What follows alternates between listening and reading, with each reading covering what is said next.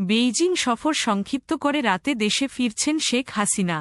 পূর্বনির্ধারিত সূচি মতে চীনে দ্বিপক্ষীয় সফর শেষে আগামী বৃহস্পতিবার সরকার প্রধানের ঢাকা ফেরার কথা ছিল। কূটনৈতিক সূত্র প্রধানমন্ত্রীর চীন সফর সংক্ষিপ্ত হওয়ার বিষয়টি নিশ্চিত করলেও ঠিক কী কারণে এমন সিদ্ধান্ত তা খোলাসা করেনি।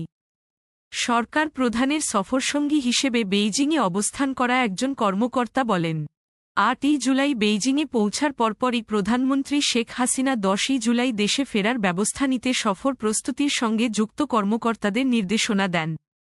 শেখ হাসিনা বাংলাদেশ বিমানের একটি বিশেষ ফ্লাইটে চীন থেকে ঢাকার উদ্দেশ্যে রওনা দেবেন। প্রধানমন্ত্রী শেখ হাসিনা বলেছেন, আমার জীবনটা অত্যন্ত ঝুঁকিপূর্ণ, আর যারা আমার নিরাপত্তা দেন তারাও যথেষ্ট ঝুঁকি নিয়ে কাজ করে থাকেন।